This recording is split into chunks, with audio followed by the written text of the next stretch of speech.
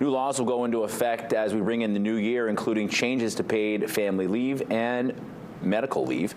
The new law states that employers must begin payroll withholdings from their employees for the program. Employees will contribute 1% of if their employer has more than 15 or more total employees.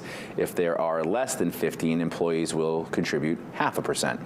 Also happening on January 1st, prohibitions on products containing PFAS, also known as forever chemicals. Among the new products being prohibited are some cleaning products, cookware, cosmetics, and dental floss. More information on the new laws can be found on the state's website.